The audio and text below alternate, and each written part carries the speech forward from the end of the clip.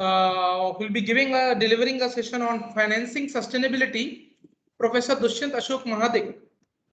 He is an assistant professor in the finance area in the School of Management at National Institute of Technology, Rourkela. He is PhD in Management from University of Hyderabad, MTech from IIT Bombay, and MBA PGP from IIM Ahmedabad. His research interest includes risk management, governance, risk and compliance, enterprise-wide risk management, value relevance, earning research covering broadly the topics of information content in corporate filings, event studies, corporate governance, infrastructure finance, role of public sector and private sector in planning, designing, building and operating, managing and regulating infrastructure. Allocation of risk and awards among involved parties. He has published his work in various peer-reviewed journals and presented his work in leading international conferences. He has also undertaken various sponsored projects from Ministry of Law and Justice, Department of Justice, Department of Agriculture Telangana, Infrastructure Corporation of Andhra Pradesh, Department of Finance Andhra Pradesh. We welcome you, sir, and without wasting any further time, I would like to hand over this stage to you. Over to you, sir. Thank you, Professor Mayank Yadav, for those nice words. Let me see if the presentation is getting loaded.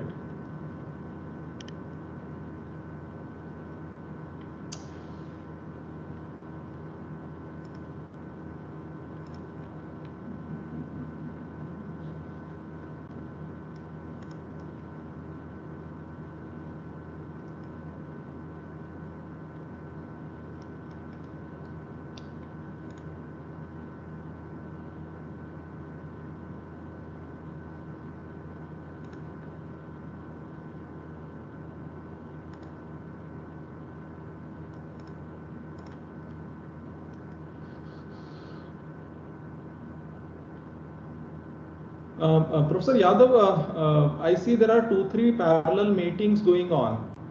Can you please check what is happening there? Sure, sir.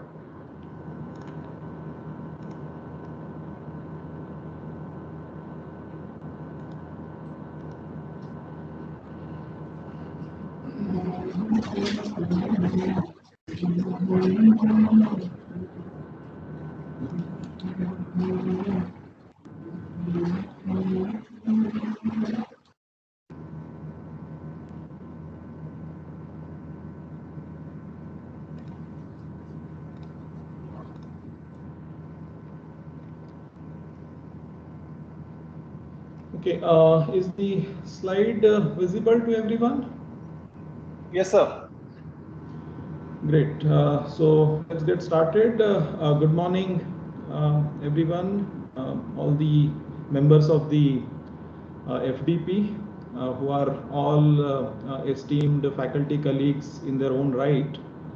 And I believe for last couple of days there has been a lot of discussion on sustainability and how it is important for our future, and more so for the future of our next generation. And I've been talking to my colleagues, and they have told the valuable insights shared by all the participants of the FDP. So I'm sure, I mean, all of us understand the importance of this topic, I mean, for our future and the future of our planet. And I will not talk much about the what sustainability is and how it is important. That has been dwelled upon quite a bit. But my task is to discuss on the financing aspect. ना bank काम ठीक है, नहीं तो उसमें पड़ा रह जाएगा, सड़ जाएगा, कुछ नहीं होगा उसका। Daddy Yeah, I think someone had a mic open. So let me also share a little bit about my background as well, apart from the parts that were covered by Dr. Mayank Yadav. So I have worked for about 16, 17 years now, of nearly half of which was in the industry, with names like General Electric and Pratt & Whitney, Infotech Enterprises Limited. So this was covering both the manufacturing side and engineering services side.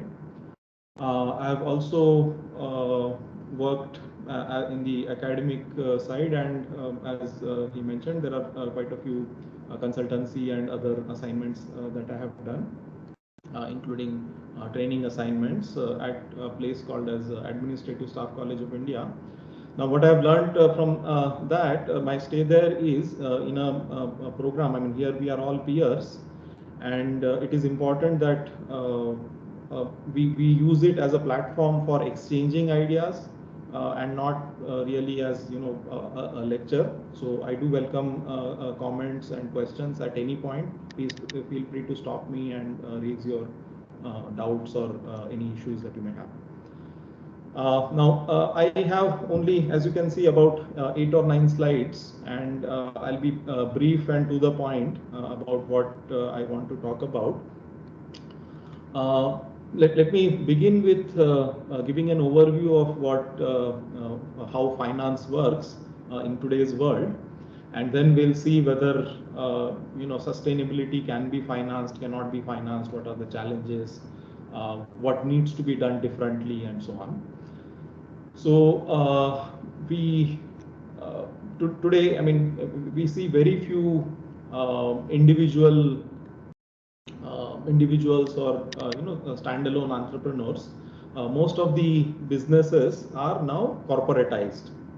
So there is a corporate entity which can be a private company or a public company, or it can be a cooperative society or any special purpose vehicle, etc.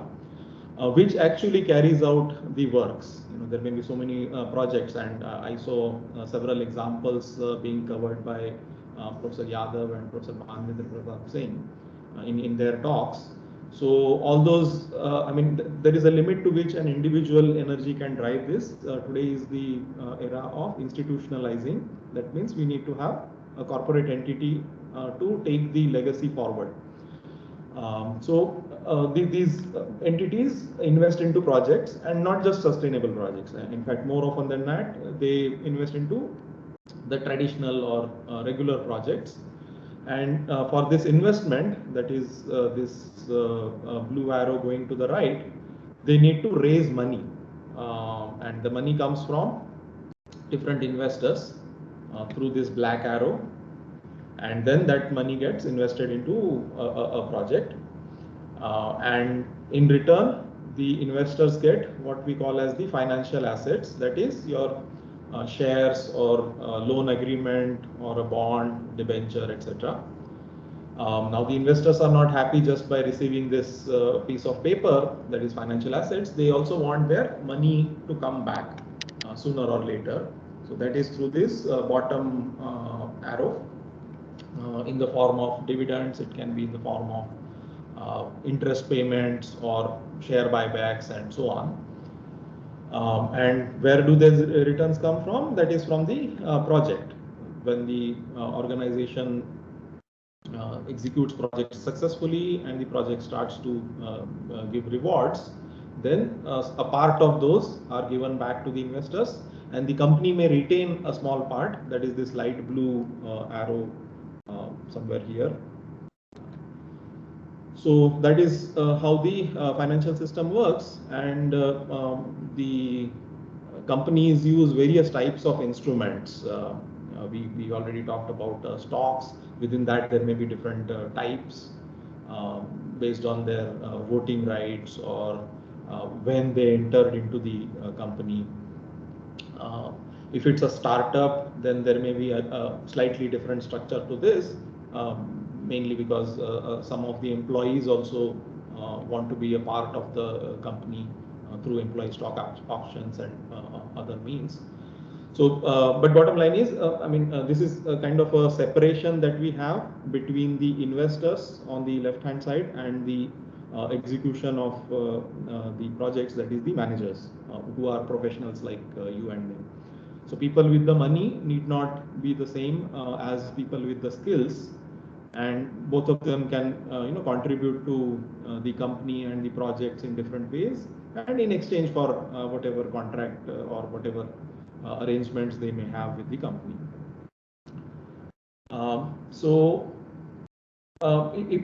If you ask me, I look at three main sources of money to come into any project or any business operation. One is the equity. Second is sort of a loan or debt that we call, and the third source is the company's own profits from the previous years. And each of them have their own pros and cons. We have seen the equity investments in the last 2-3 months. Several initial public offers, IPOs, have been floated and have been so hugely successful. There are investors lining up to buy stocks of companies like Zomato and others. And loans again are another attractive source in recent days, more so because of the low interest rates. For example, places like Germany and many parts of the European Union, right now the interest rates are either zero or negative. That means the bank will give you money to take a loan from them, and you don't have to pay any interest. You just repay the principal amount over next few years. So that's the kind of environment in which we are in. What we call as there is excess liquidity. That means there is a lot of money in the system, and a corollary to that is there are not enough projects. There are not sufficient entrepreneurs or such opportunities because of the pandemic or because of the general slowdown, etc. And this is not only about India. All over the world, there is a surplus of money and shortage of good projects. So if anyone is thinking of starting a business or getting something done, there cannot be a better time than this as far as the funding is concerned. It's the easiest time to raise money. So any questions at this point or comments before we proceed? Well, here I have a question. Let me. Yes, sir. Please go ahead. Yeah. Hi, my name is Sandeep, and I have a very small question because that we are talking about loans and the funds, and you just said that it is the best time to raise funds. And honestly, I do not know anything about finance. So how we can do that? Because if we go to like being a very small startup, if you go to any bank or any institution for that matter, like they don't give loans so easily, actually.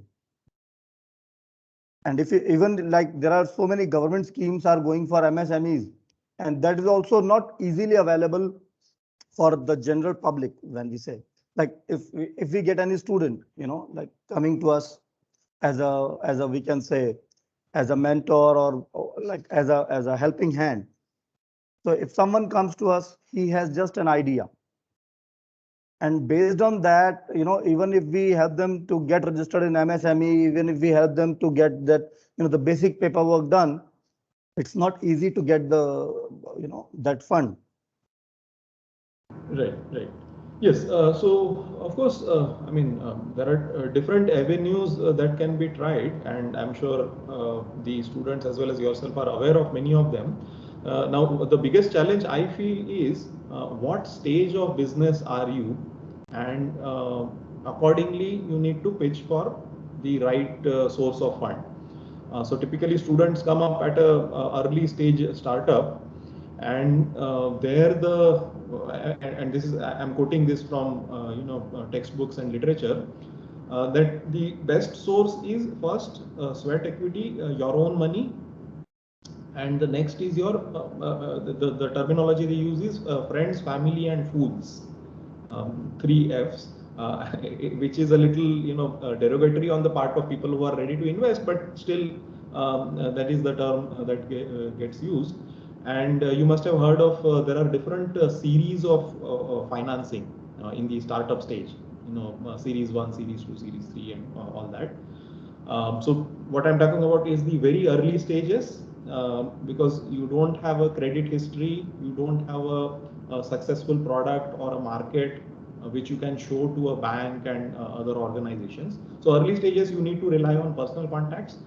Even in the next stage, it is not these banks and large investors who will be interested for two reasons. One is the risk is too much for them, and secondly, the size is too small.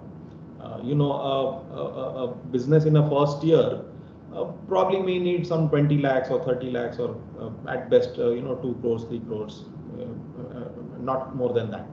So for that size of loan, for a bank, it is not worth their efforts to understand your business, which may be an exciting, challenging new idea, get into that field and all that. So they may not be very happy to get into that. Instead, what is recommended is there are these group of people called as the venture capitalists, who have the appetite to invest into these things. And most of the venture capitalists are in specialized fields. So someone who is working in, say, IT may not be interested in energy, and someone who is interested in social sector may not be interested in another. So you need to find out who are the right VCs, and there are other similar terminologies like angel investors and so on. So those can be seen. Only after that, because they are the ones who can take risk, and typically they say that out of 100 VC investments, only 5 or 6 succeed. The remaining 90 or 95 either fail or they just run along, also ran type of a thing. But that is okay with those people. I mean, they want every company to become a Zomato or a Ola or a Uber or anything. They want only 1 in 20 or 1 in 30 companies to become that successful, and that is also good enough for them. Those that should be targeted. And these days, I think most large business schools are running these entrepreneurial challenges, newspapers, magazines, websites. I mean, there are so many avenues. There are so many, like there is this DIE, the Indus Entrepreneurs, who run a challenge every year, I think around this time only. And several, I think Infosys, that Catamaran Ventures also has a entrepreneurship challenge. So there are several avenues where the students can try. Of course, we are not the only ones. I mean, India, we have a problem of plenty. There are thousands of them who are ready to sort of pitch their idea and get this funding. But yes, one has to keep trying and seeing how far it can go. So only after that we may be able to, I mean, once the business is stable and it's showing a certain growth, although profits may not be there, but still there is a promise of a profit, then we can see banks and other institutional investors get interested into this. There is another initiative that the government has launched in recent months, is this trade of credits. So suppose I want to raise some 30,000 rupees or 50,000 rupees. So that kind of financing is also now being encouraged through what we call as peer-to-peer lending. So that can also be explored, which is particularly useful for MSMEs, as you mentioned. Right. If there are, does that answer your question? Yeah. Thank you so much. Great. If there are any more comments, we can take those, or we'll move to the next.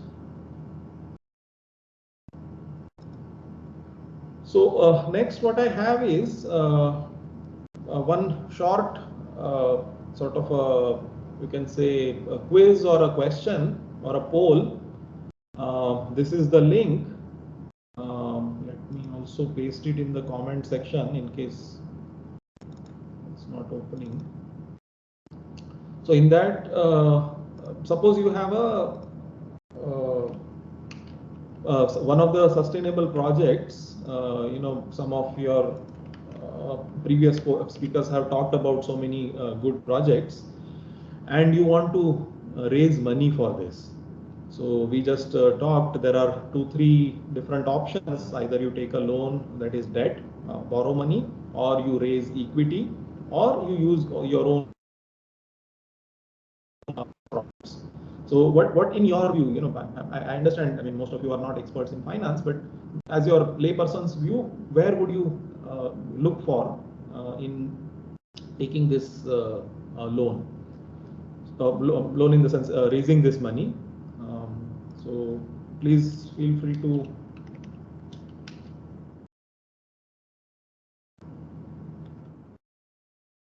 respond.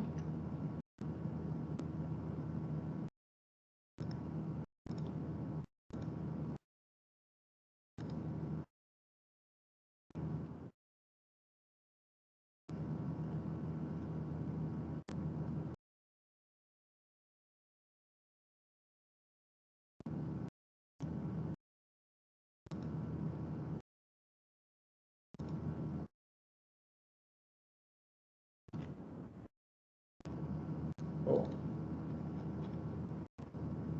wait, I'm sorry. This is, yeah, there was some issue with this. People answered the second question first. Could you try that again?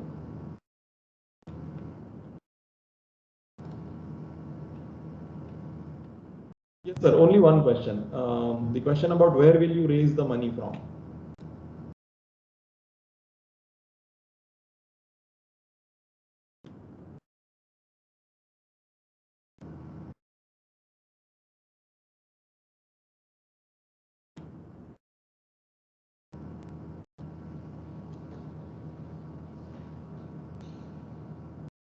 So let's give a few seconds for people to respond.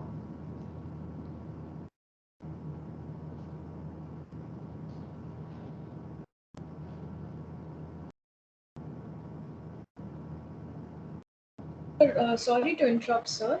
So may I know which medium did you use to create this, sir? Because it seems very useful where you can see the live poll. Yes, so there are several such free websites available. The one I am using is listed on this window called directpoll.com. Okay, thank you, sir. There is another one called as Mentimeter, MENTI, Mentimeter. That is also nice, which you should try.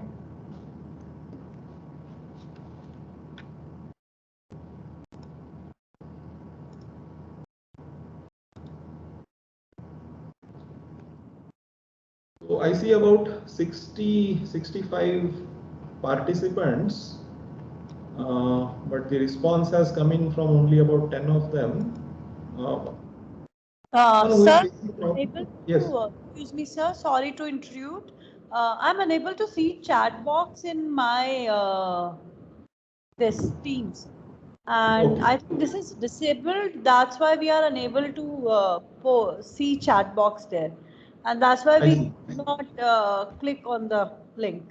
So if you please request sir to share it on WhatsApp group, we will be able to do it. Ma'am, I'm sharing on a WhatsApp. I'm sharing on a WhatsApp. Thank you, sir. Now link is available in a WhatsApp chat also. Let's give a few seconds before before we proceed further.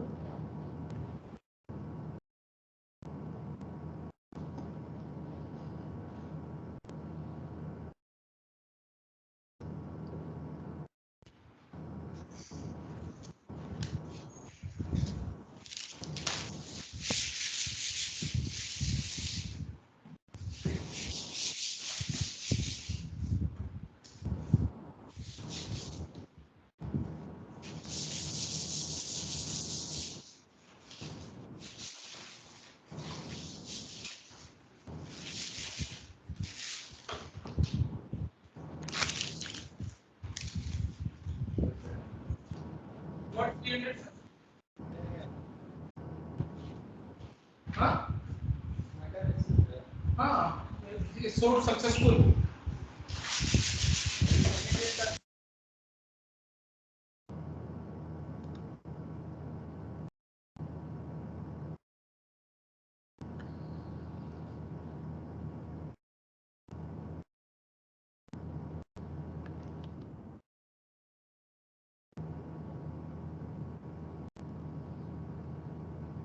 Okay, the ticker has stopped increasing. So, yeah, this is actually, I mean, besides the point of what we are talking in this online mode, it's very important to see whether the audience is engaged or not. Because we are not going to go and check. I mean, I'm sure all of you as faculty member would have seen this, faced this issue. We are not going to go and take attendance every 5 minutes or something, but it's very important whether people are really, paying attention or engaged. To see a third of the audience is with us. And it's my duty. I mean, even if there is one student or two students, we still, it's our job to deliver. But such tools also give us an idea. I mean, what is happening with the class, and are people facing any kind of network issues or any other learning challenges? And this is an important issue that is being debated in last many months. That when will the schools start? Because all of us know as parents and teachers that the education is taking a big hit during these times. Okay, so let's come back to the topic at hand. So a lot of you have said past profits, and then some have said the equity, and a fewer number of people have said debt. Would anyone like to share why something is a better option? Maybe one or two people, and after that I'll give my comments as well.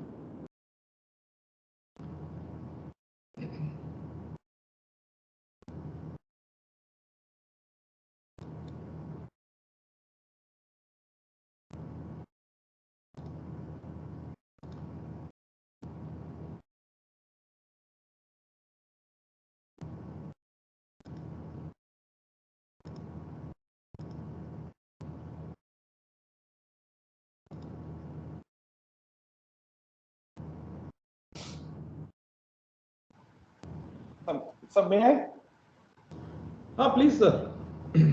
Actually, sir, I believe loan is in my opinion, loan is a better option, because if we are taking too much from the profit, then my balance sheet will get affected.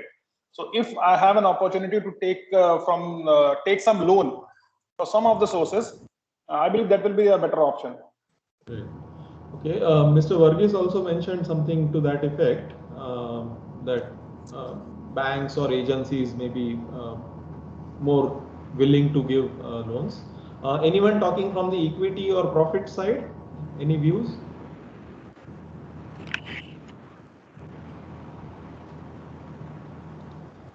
Sir, good morning. This side Dr. Kavya Saini. I'm sharing from the past.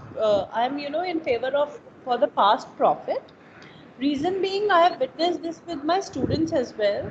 Whenever they pitched for some loan or some funding, because it's a startup, so they are unable to get approval from banks, and there are a lot of papers also required. Like if we are going for MSME funding, and they are not yet ready. But if they have good amount of profits from the past from the other startup, they can fetch very conveniently, and then it is easier for them to sustain in the market, because they don't have a pressure to return EMI. That's what I have witnessed with one of my students' venture. Yeah, hello, yeah, Dr. Dushyant. This is Dr. Lakshmi from Galgotia College. So I agree, because the Yes, ma'am. debt loan, yeah, the debt loan is somehow maybe secured or unsecured. So it is like a liability. But if I have like our past profit, so we can spend, or we can manage as per my requirement, or we can say that it is our profit, so it should be managed as per my willingness or as per my requirement. So it would be much safer than the debt loan. This is what I think. Right. Any other quick Suhail, thoughts before right? we proceed? Yeah, Suhail this side. Yeah, actually, if you ask me, the question is a little confusing, but I tell you, if I have to choose, I will probably go for two options. Initially, when I'm thinking about sustainability, I would like to fund it through my own profit so that I can move ahead. And then when I see some results and everything, and to expend it, probably I'll go for the debt. But yes, initially, if the question is, then I'd like to go for fast profit. And that is basically when I have to expend, not the initial time. Right. Okay, point taken. Yeah, in fact, as I was saying, the text also tells us the same thing. I mean, whatever intuition that you have, that and the logic, there is a logic behind it. The first logic is that first I need to have confidence in my project, whatever I am trying to achieve, and nobody else will have that much commitment, dedication, than me, more than me. So first I need to prove that yes, I have put out of 100 rupees, I have put 30, 40, 50 of my own, and then I can go to other people to and expect them to put some money. So that's the first principle. And most investors, and I mean, we have heard stories that a lot of times people are not able to win the confidence of the investors. The primary reasons is this, that the investors first would like to see how invested are you in that initiative, or are you just doing it as a one way to earn money, or one way to keep yourself busy. So that's where this angle comes in. There is another angle, is to give signal to others that there is a theory called as pecking order theory in finance, which speaks of exactly this, that first I need to, it can be applicable for a company or as an entrepreneur or an individual, that first I need to put my own money, my skin in the game. Then next I will do is to go to the bank, and last I will go to the IPO. Why is that? Because the moment I go for an IPO, or when I dilute my equity, the signal it gives to the outside world is that this particular business is overvalued. So when say investors are paying such a high amount for Zomato, about 130 per share. Now, if imagine that in another next 1 or 2 months, if the company again comes back with another IPO, saying that we will sell it at 100 rupees per share, that gives a very wrong signal to the markets, which means that the investors are in a hurry to exit, and they themselves don't see a future in this company or in this initiative, and it is going to collapse in short time, and they want to encash before it collapses. So those are the reasons why the pecking order is first past profits or own money or own savings or reserves that you may have. Next is the bank, and last is the equity IPO. That's the kind of a pecking order that is followed. Now, any quick thoughts before we proceed further?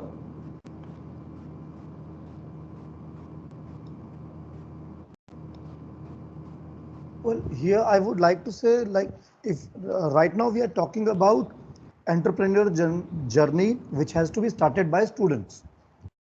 And definitely, like, the students may not have their own money. That is the biggest challenge, because if they already have the money, like they have their parents' money, which their parents has already invested and sending them to institutes and to continue their studies. Like, not all the students may have the money required for any project to start. So there I see that the initial funding may come if the MSME sector, or the MSME loans or the government schemes can be explored in a details, or maybe we can have a panel of experts who can guide these startups to actually get the money from the government, because they are they get subsidized loans, and that government also help them. They also like we do it in incubation centers. So it's fine. Right. Like, So yeah. this is actually a catch-22 situation. You know, the student doesn't have money, and since they don't have money, they cannot start off, and since they cannot start off, there is no investor ready to come on board. So this is a cycle which every startup and entrepreneurial journey or an organization faces, and which is why we need a lot of government support, as you rightly said. I mean, you need this Startup India and that type of schemes, or most universities and engineering colleges and MBA colleges are now having these incubation centers, and it is being promoted by AICTE, it is being promoted by various, the Ministry of Education and everybody. So there is a need for this, but at the same time, let me also say that students at that stage, they can sacrifice 6 months, 1 year of their life, and it won't affect much. But if the same student reaches the age of say 35, 40, 50, there are so many other issues. I mean, they cannot even take off 2 or 3 months out of their life, because who will pay the bills? They may have responsibility of their parents, their family, children, so on. So the right time to start is at that age, when you are 18, 20, 22, not many responsibilities. And at the same time, you should be patient. I mean, you need to build it slowly. The example I can give is Warren Buffett. We know his success stories. So he started at the age of 11, and he did not have any huge sort of inheritance or family money or any such thing. He just delivered newspapers, Coca-Cola, chewing gum, and some such things, for which of course newspapers used to be delivered, home delivered back then, but these other things, Coca-Cola and chewing gum, was not getting home delivered. But he did that, and we can imagine how much he could have earned from that. But he started with that while he was studying. So it's okay to start small and grow organically, and establish a track record, rather than I mean, I may be speaking against so many big thinkers who say that we have to think big and break that glass ceiling and all that. I am a believer of having a more organic growth, grow slowly, establish a track record, and then proceed. So I mean, partly it is a catch-22 situation, that students don't have money, and therefore who will give them money and all that. But the answer is, there is no easy answer. I mean, it has to be a very slow trajectory, and that is how all the success stories that we see, be it Google, be it Adani, be it Reliance, everybody has started that way. That they start very small, maybe earning hardly 500 rupees a day, or some such figure, 15,000 rupees per month, and slowly growing. The only thing is, you need to have belief in your idea and dedication to that idea to see it through, because most people give up after 2 months, 6 months, 8 months, that no, there is no scope in this, and or they find a better job, and then they just I mean, so entrepreneurship is seen as a stopgap arrangement. That, okay, how can I say that I was sitting at home? Instead, let me write something. So that's the main thing. Anyway, I mean, if you are interested in, I mean, there are many motivational videos on how to go about entrepreneurship and all that. So this is, I will probably not spend more time on that. Let's move to this ease of financing, and I take the point that it's not easy. But let me just break down the nuts and bolts of it, what happens. So these are all these different projects that you may have, and any bank or any company, or it applies to an individual entrepreneur also, because you may have several ideas which you want to work on, and you have limited money. So how do you go about it? So we basically look at it, what are the returns, and there may be a rate. Here I have chosen it as 10%, which is a sort of a hurdle rate. I'll select projects only above that, not the projects which are below. So some of these projects are definitely not worth it.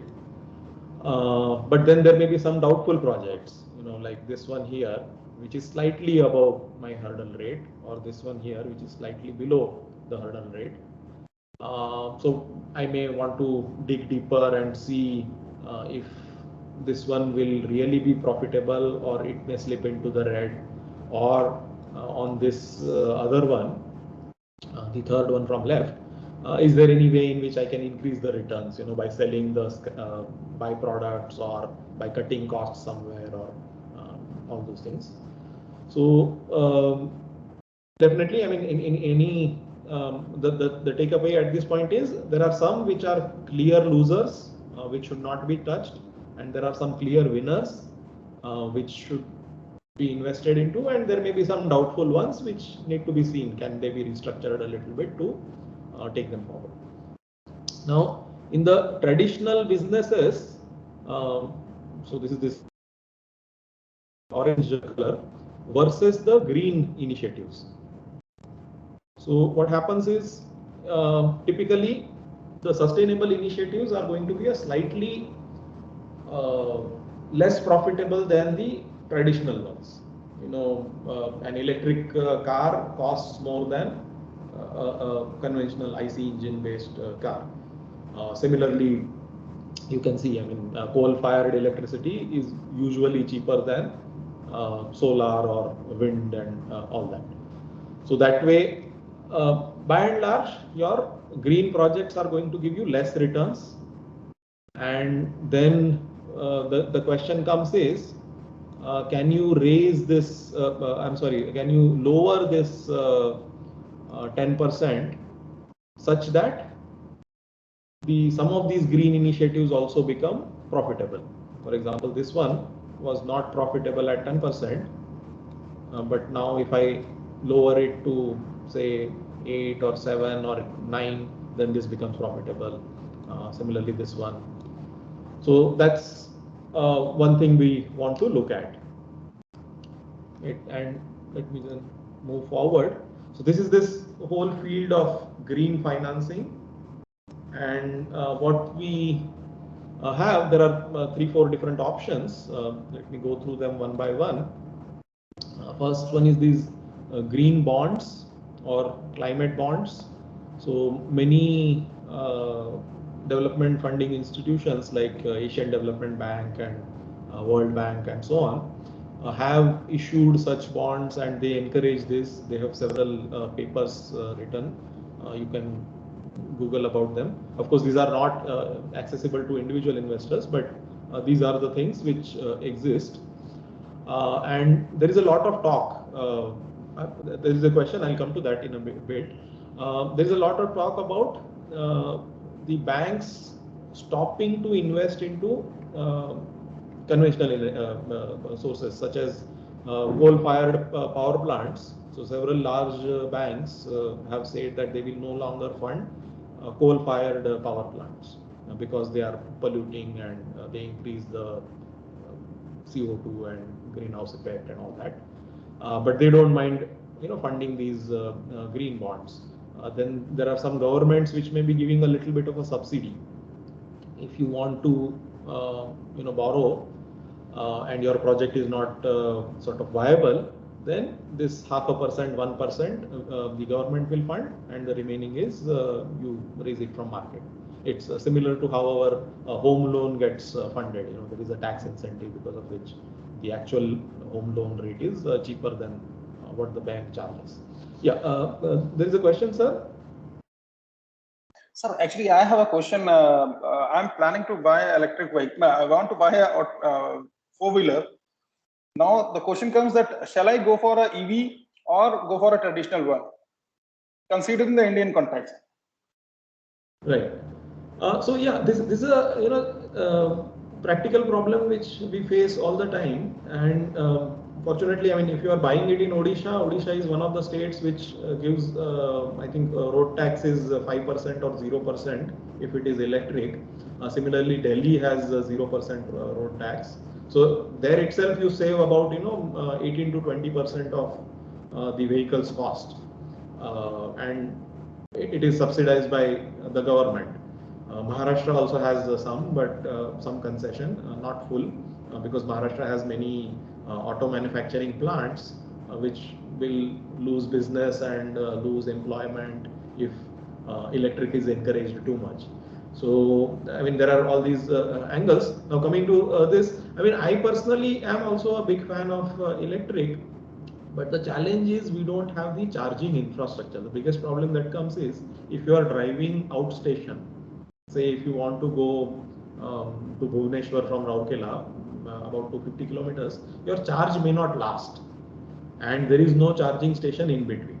And you cannot carry, like in the case of petrol, we can carry a can of petrol and fill it up in between in case. Or even if the vehicle breaks down, I take an auto and go to the petrol pump, buy petrol and come back.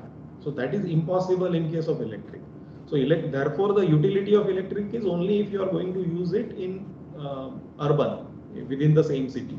Outstation, the country and the infrastructure is not ready. It will get ready. I think Gadkari Saab is very pro electric on that. So we hope that it will happen soon, but it's not very easy. I mean, there are so many lobbies at work which will not make it happen. And sir, I mean, all over India, we don't have electricity 24/7. What if I reach a charging station and power is not there? And even if everything is there, it takes 1 hour to charge in the fast charging station. Plus, there may be a queue before me. So all these are practical challenges. But if you are using it only within the city, it's an excellent choice.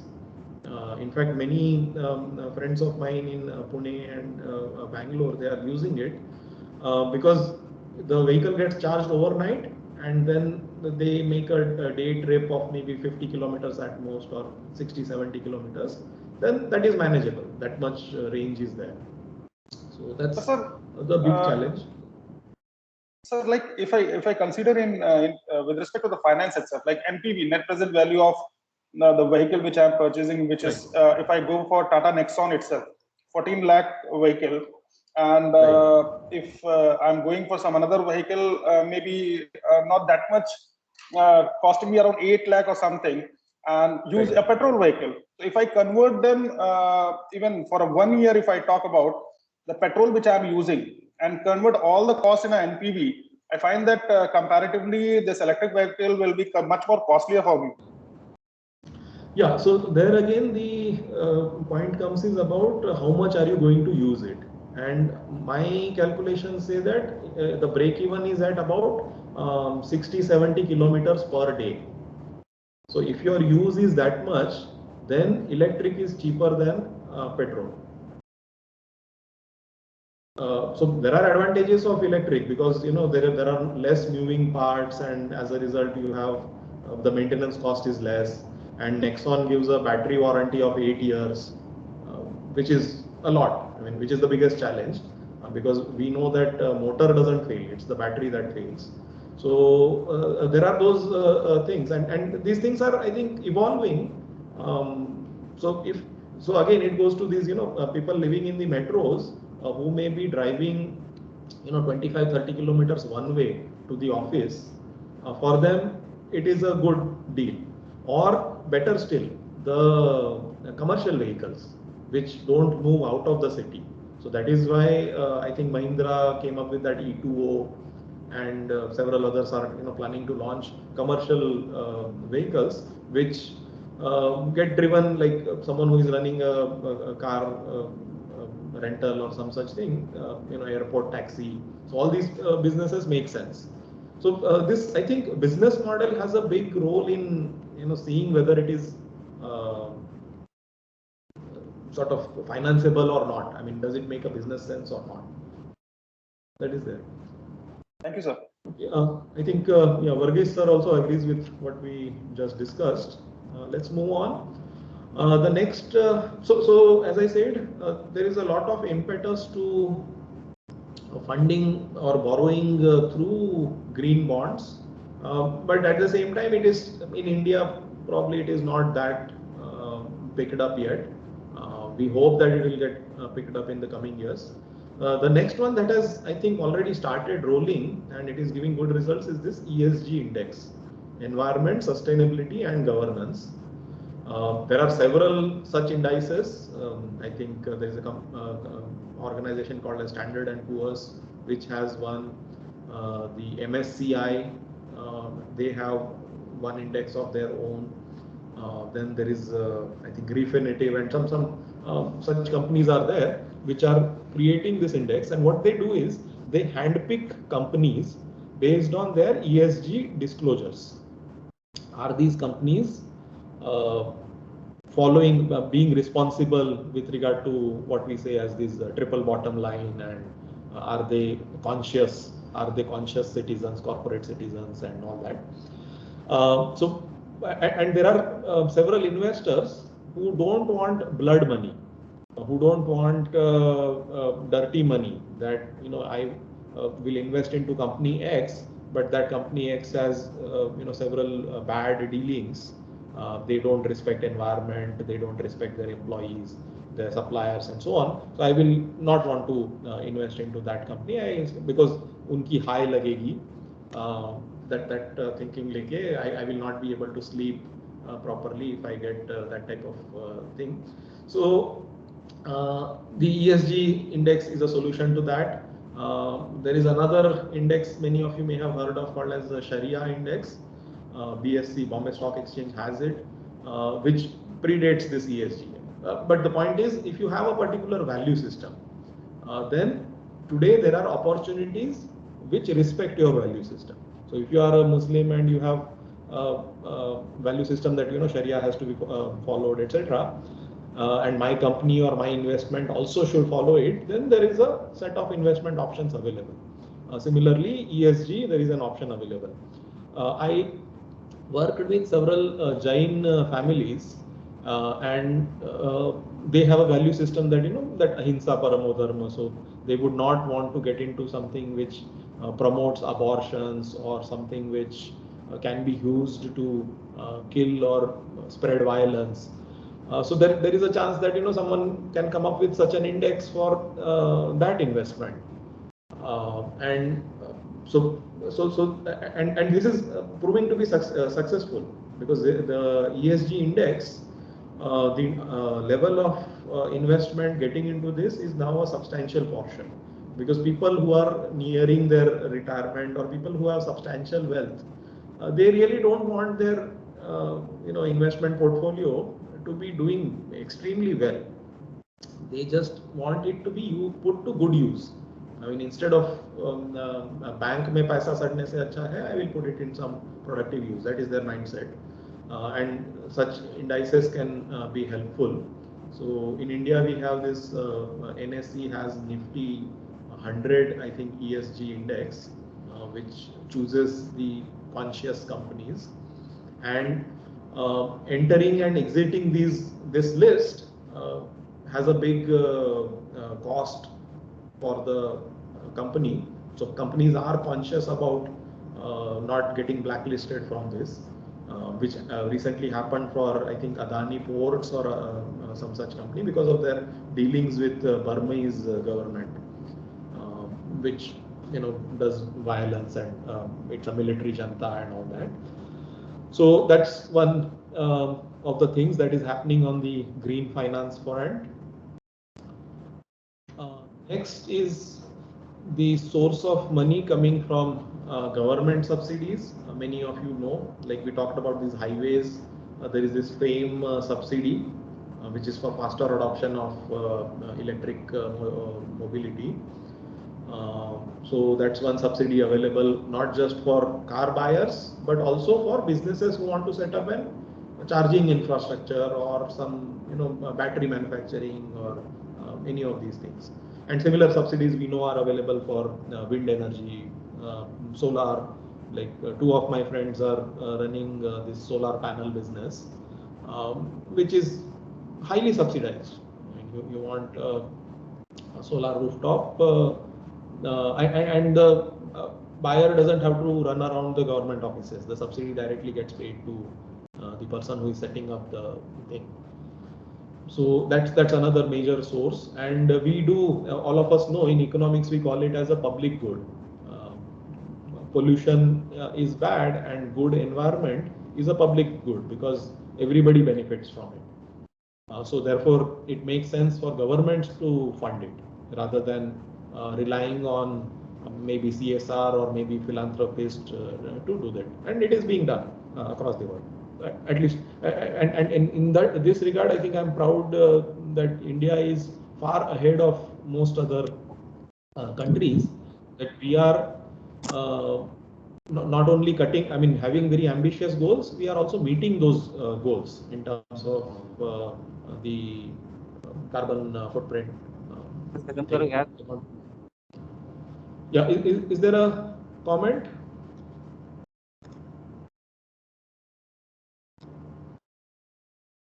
So unlike Trump, his friend Modi ji did not go back on the Paris Agreement and continued all the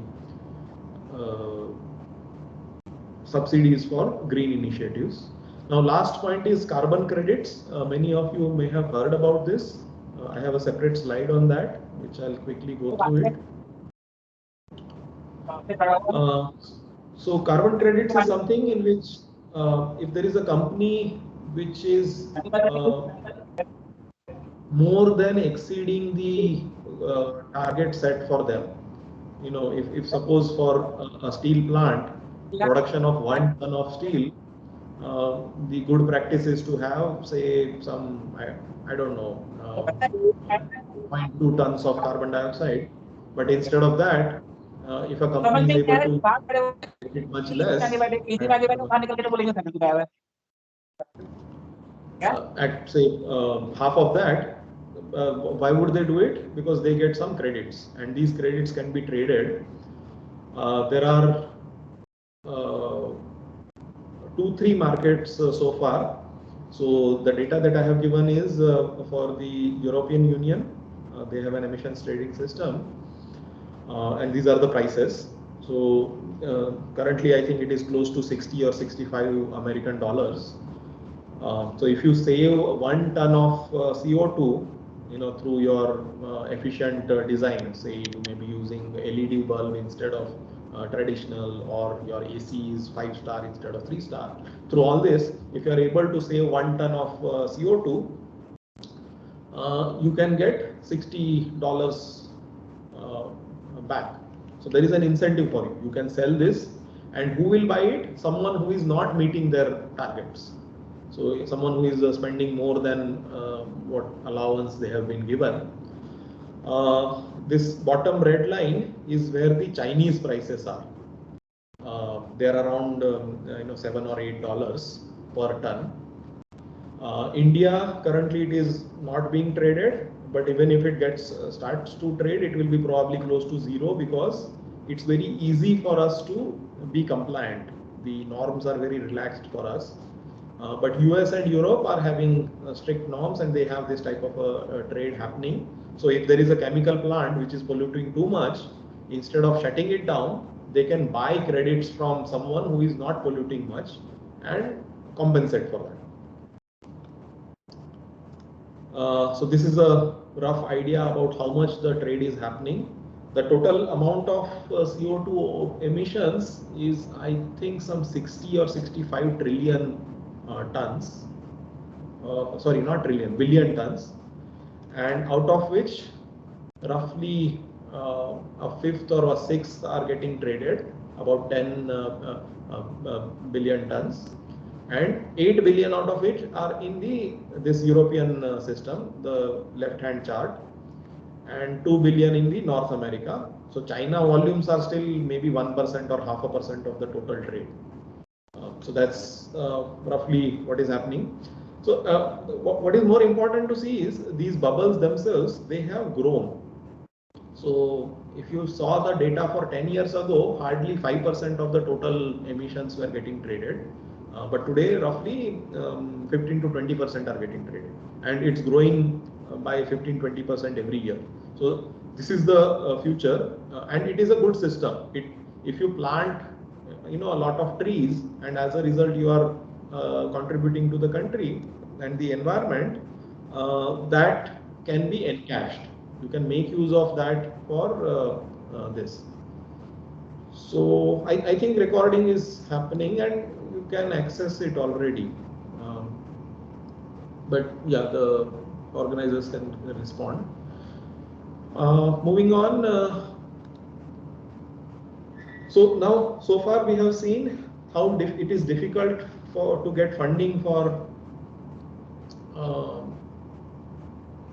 green initiatives. Next is we also saw how it is being made easy through green bonds, through ESG index, through government initiatives, through carbon credits, and so on. So we are trying to, in a way, fund projects which may not be viable themselves, but trying to get some sort of support. And there are different initiatives. All of them are having some more or less effectiveness. Now let me move to slightly different topic, some out-of-box thinking. So do we recognize who is this gentleman?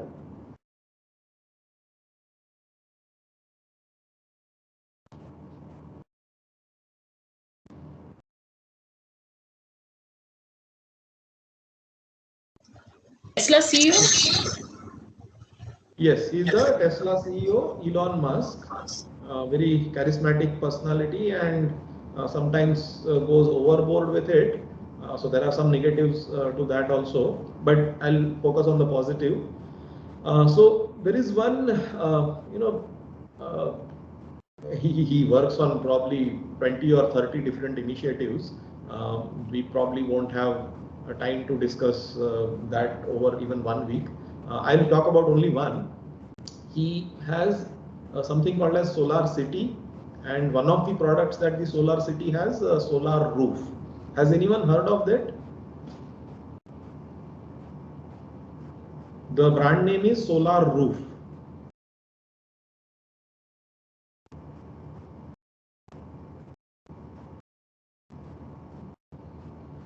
Okay, so that is a very simple concept, it's in India what we call as a solar rooftop. So you install a solar panel, and the electricity gets saved into a battery, and which you can use either to sell it to the grid or in your own house or establishment. But he went one step beyond. That is, he said that instead of having a second mounting on top of the roof, I will convert the roof into solar. Now that is again not a very unique idea. I mean, what is the great deal? Modi ji ने तो ये 5 साल पहले किया था when he put some solar panels on a Narmada canal. But where he is different is that he said, I give you only 3 sort of guidances to his product development team. Number 1, it should be a solar panel. That means it should convert solar power into electricity. Number 2, it should be a roof. And number 3, it should be cheaper than a roof. So what happens as a result is,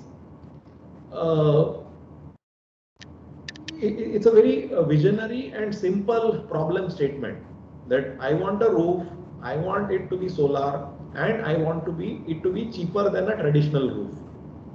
Now go ahead and do it. So for that, whatever resources you need, whatever type of testing you want to do, whatever type of materials you want, I will provide, but I want this type of a product. So I have not come across a simpler vision statement than this. He did not need to give a very long speech. I mean, if I can translate that in less than 30 seconds, I'm sure he would have done it so much easily. And why is it a hugely successful idea? Because anybody, instead of putting a traditional roof, if they are getting a solar roof for the same price or less price, and it is giving me electricity also, I mean, what is the harm in it? So it's an automatic demand, and there is an automatic business proposition. So I'll show a very small video on that. I'm not sure how. I think I'll have to share my screen only.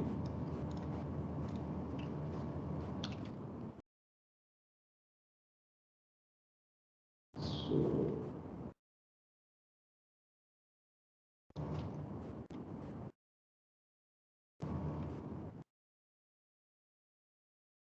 I will also paste the link in case someone wants to see it directly. So, and I don't know whether the audio is there, but there is nothing in the audio. So these are the actual installations of solar roof.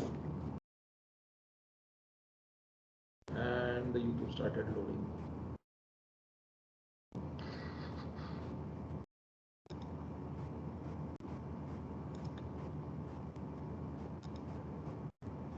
So what you can see is there are 2-3 different types of installations, including something which is that rain type of installation and snow type of installation. And each one of those tiles is actually a solar panel, and which can power a house is what is their claim. You can go through their website for details. But what in my view is the biggest thing here is it is cheaper than a traditional roof. And therefore there is an automatic demand. I mean, it doesn't have to go and convince someone that please install this. As long as it meets the basic requirements. You know, a roof, we know it has a very simple requirement that it should protect us from the weather. So it is doing that, it is looking like a roof, it is functioning like a roof, and plus it is giving me solar power. So there itself you have a business case, and anybody would like to buy it. So this is what you see, that block is the inverter package along with the battery. They also call it a power wall. Yeah.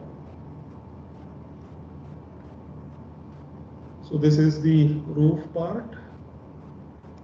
Let me go back to the slide.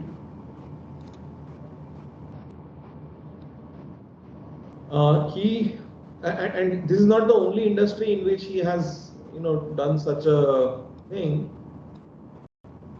There is another example that we have, and I have it on a link, which you can browse at your own leisure, which is something what he said, how to develop an electric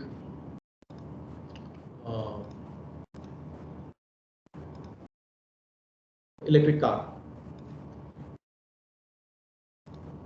So this is the second link, what he used to call the Tesla's secret master plan for entering the electric vehicle space, and he put it on the website, and it's there for last 15 years, and he has gone exactly as per that plan. It is very interesting. You can see how to think about these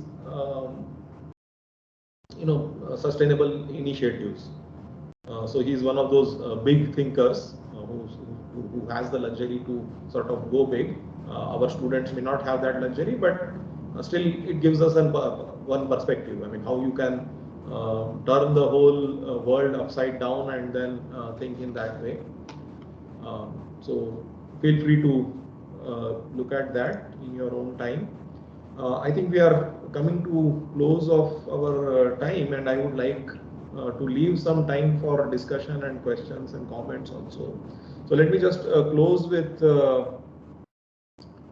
this chart that we started initially, and I said that one option is to bring that blue line down so that your green financing initiatives become sustainable.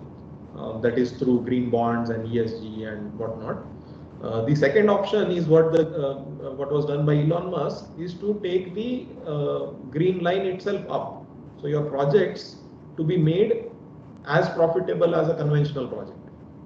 As he showed the roof as well as the Tesla car, that they both want to compete with the traditional sources. I mean, it becomes so compelling that like what we were discussing with my colleague, buying a conventional the electric vehicle becomes as economical as a traditional one. So then why would anybody not buy it? No. So that's the way in which we are going. Like, and same thing has happened in many areas of technology. When today, for example, people use mobile phones and not fixed line networks. not because mobile phones are having more features or all those things. It's because they are cheaper now. Plus they have all these other features. So a fixed line telephony, I have to pay a monthly charge. There is no concept of a prepaid and all that, because the telephone company has to put a line, and for that they have to incur a fixed cost, and therefore they want to recover it from the subscriber. So that whole concept is not there in a mobile phone because it's a different technology, and therefore it is much cheaper. I mean, people these days, I know people who recharge for some 29 rupees and keep the connection on for 6 months. I don't think there is any other technology which can give you connectivity cheaper than that. So a plumber or a housemaid, they are able to maintain a phone because it's become so cheap. It's not because someone financed it and tried to bring the cost down. There was no subsidy. There was no Pradhan Mantri Gramin Phone Yojana or any such thing, but still it is propagated. So that's the approach that we need to take, that the product should be so compelling that they compete with the traditional ones. And of course, as far as possible, you can try to bring this cost of 10% down, but that doesn't sort of absolve us of the responsibility of coming up with good projects. So I will stop with that. And if there are any comments, questions, views, I'll be happy to respond. Mr. Varghese, Dr. Hello. Hello, can you hear me?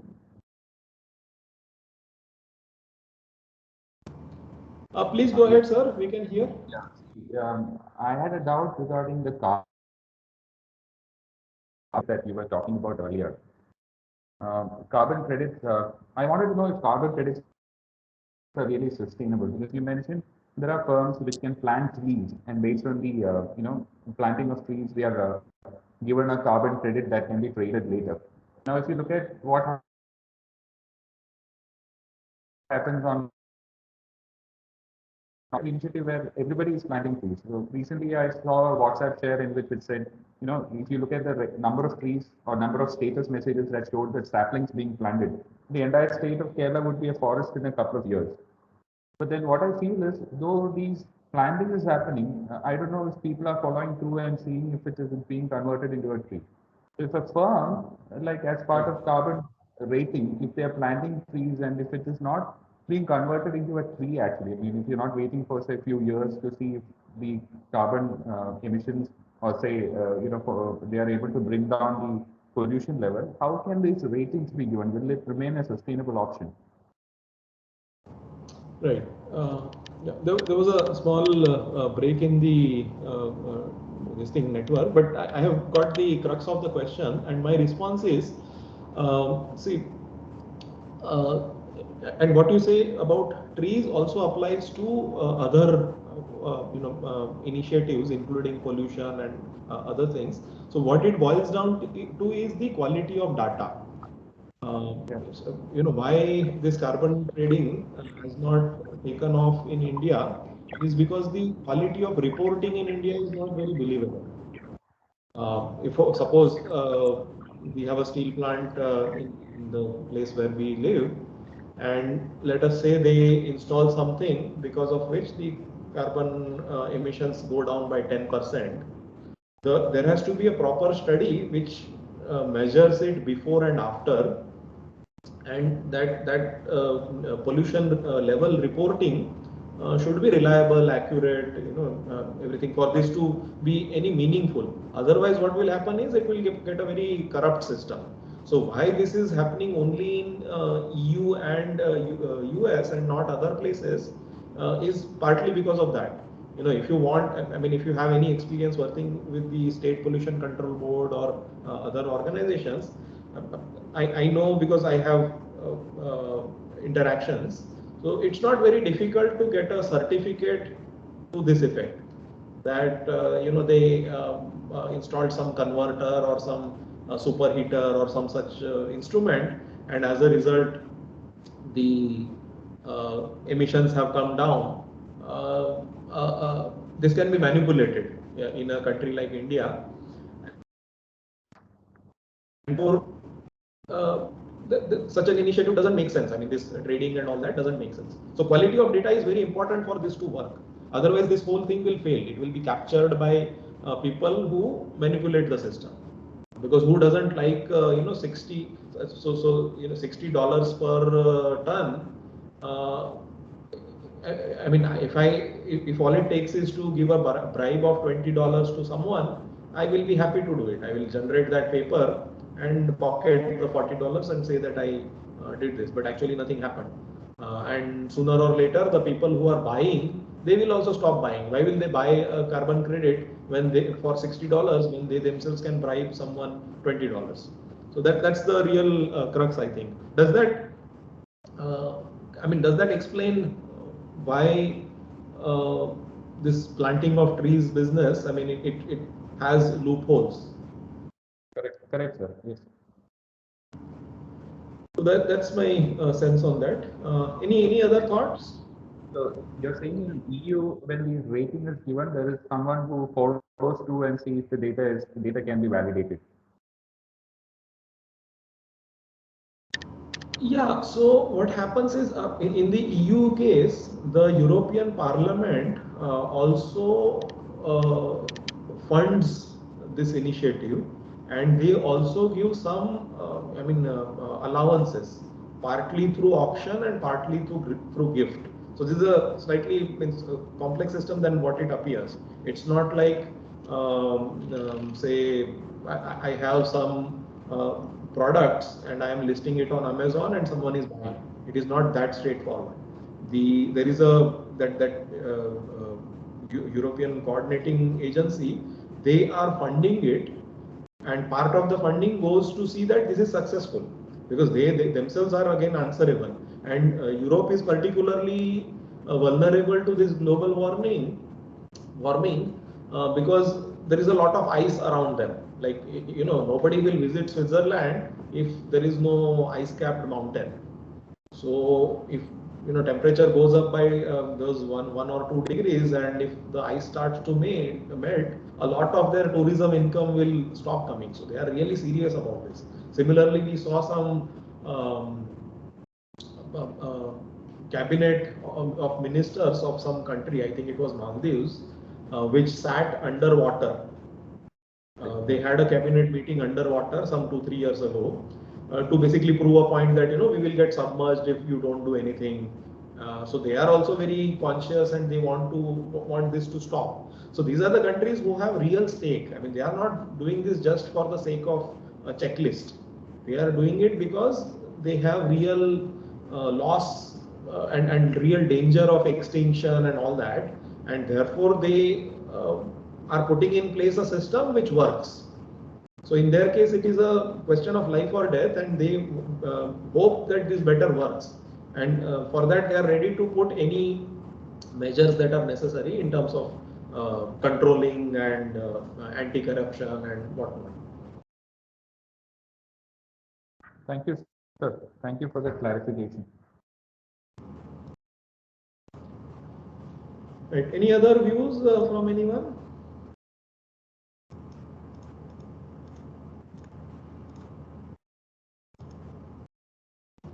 Dear participants, if you have any query, you may ask, please.